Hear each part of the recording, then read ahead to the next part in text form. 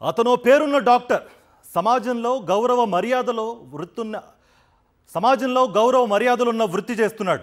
మంచేదో చెడేదో తెలుసుకున్న వ్యక్తి ఆయన. అలాంటి ఆ వైద్యుడు దారి తప్పాడు. ఇన్స్టాగ్రామ్ రీల్స్లో కనిపించిన అమ్మాయి మాయలో పడ్డాడు.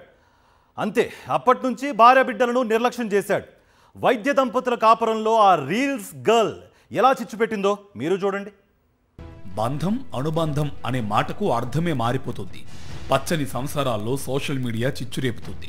స్మార్ట్ ఫోన్ పుణ్యమాని పుట్టుకొస్తున్న సరికొత్త బంధాలు వైవాహిక బంధానికి అవరోధంగా మారాయి. ప్రియుడి మోజులో భర్తను, ప్రియురాలి మోజులో భార్యను అత్యంత కిరాతకంగా కడతేరుస్తున్నారు.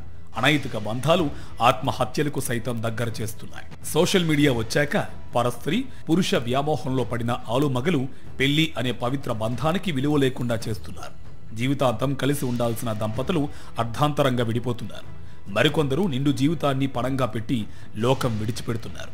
ఇలాంటి ఘటనే ఉమ్మడి వరంగల్ జిల్లాలో జరిగింది. ఇదిగో వీరు దంపతులు. భార్యాభర్తలిద్దరూ వైద్యులే. Srujan cardiologist, Pratyusha dentist. ములుగు జిల్లా కమలాపూర్కు చెందిన అల్లాడి సృజన్ రెడ్డికి 2017లో అసన్పర్తికి చెందిన దంత వైద్యురాలైన ప్రత్యూషతో వివాహం జరిగింది. సృజన్, ప్రత్యూష దంపతులకు 2 పిల్లలు కూడా ఉన్నారు. అసన్పర్తి కాకతీయ వింటేజ్ వెంచర్లో ఈ కుటుంబం నివాసం ఉంటుంది. ప్రత్యూష ఎస్ఎస్ఆర్ ఆసుపత్రిలో దంత వైద్యురాలుగా, సృజన్ రెడ్డి ఎంజీఎం ఆసుపత్రిలో అసిస్టెంట్ ప్రొఫెసర్గా పనిచేస్తున్నారు.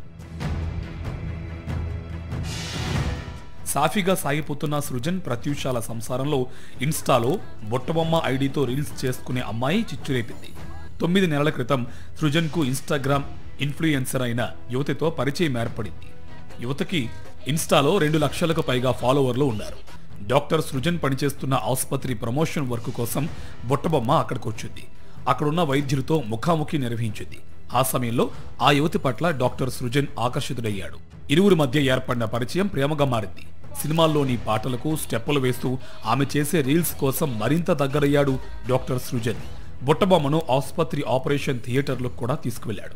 సృజన్ కారును కూడా పూర్తిగా ఆ యువతి వాడేదని సమాచారం.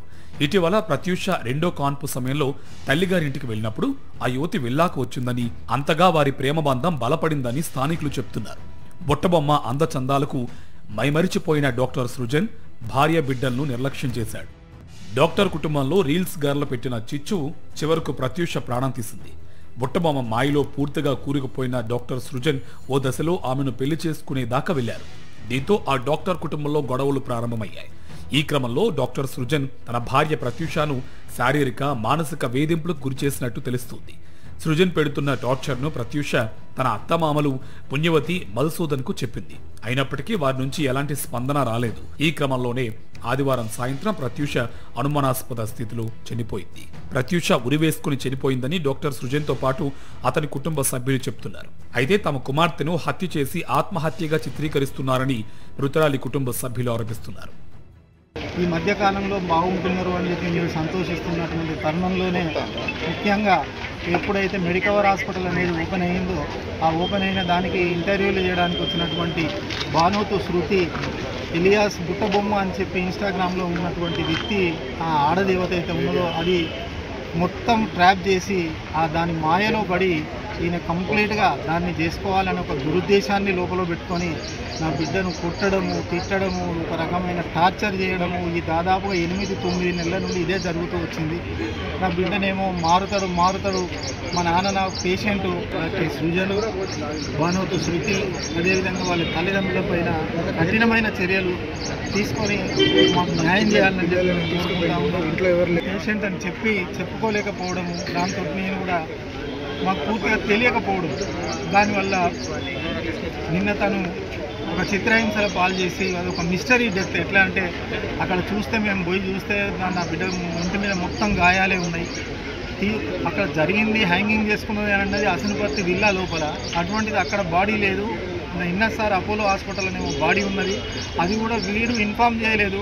మాకు పక్క ఇంటి వాళ్ళు మాకు ఇన్ఫామ్ చేయడం జరిగింది.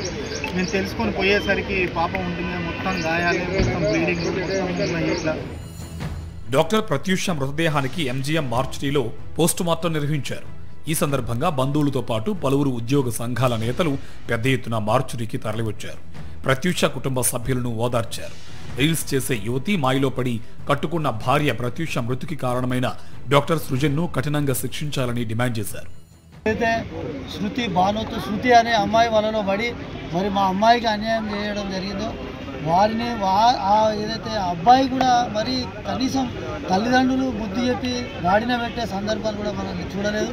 వాళ్ళు కూడా అబ్బాయికి పూర్తి సపోర్ట్ చేసి అమ్మాయిని కూడా హింసించడం జరిగింది. మరి ఇట్లాంటి బాధాకరమైన పరిస్థితుల్లో మరి మా అన్న వాళ్ళ కుటుంబానికి మేము పూర్తిగా అండగా బాసడగా ఉండడానికి మేము సిద్ధంగా ఉన్నాం. వాళ్ళని కఠినంగా శిక్షించే వరకు కూడా మేము మా పోరాటాలు ఉధృతం చేస్తామని చెప్పి మీ మీడియా సందర్భంగా తెలియదు. 3 ముళ్ళు 7 అడుగులతో భార్యాభర్తల మధ్య 7 జన్మల బంధాన్ని ముడివేయగలుగుతుంది వివాహ వ్యవస్థ. కానీ ఆ వ్యవస్థను అపహాస్యం చేస్తుంది నేటి సమాజం. కలకాలం తోడు నీడగా ఉంటామని వేద మంత్రాల సాక్షిగా వాగ్దానం చేసిన వారే నిర్దాక్షణ్యంగా తమ జీవిత భాగస్వామ్యాలను కడతేరుస్తున్న కాలం నేడు దాపురించింది. వివాహేతర సంబంధాల నేపథ్యంలో జరుగుతున్న హత్యలు, ఆత్మహత్యలు వైవాహిక బంధాన్ని ఛిద్రం చేస్తున్నాయి. మరో జన్మ మాటేమో కానీ ఈ జన్మలోనే ఆత్మీయత, అనుబంధాలతో అన్యోన్యమైన వైవాహిక జీవితం కనుమరుగవుతుంది. ఆదర్శ కుటుంబ వాతావరణాన్ని సృష్టించలేకపోతుంది. మానవీయ విలువలు మాయమవడానికి కారణాలు అనేకం. ఆధునిక నాగరికతలో అంతర్భాగాలైన రియాలిటీ షోలు, టీవీ సీరియల్స్, ఓటీటీలు, సోషల్ మీడియా ప్రజలను సోషల్ లైఫ్లో విచ్చలవిడితనం వైపు నడిపించడానికి ప్రేరేపిస్తున్నాయి. ఇలాంటి ఘటనల నివారణకు ప్రతి కుటుంబం ఉగ్గుపాలతోనే తమ కుటుంబ సభ్యులను నైతిక విలువలు అందించాలి. అలాంటి కుటుంబాల సమాహారమే ఓ ఆదర్శ సమాజ నిర్మాణానికి పునాదిగా మారుతుంది.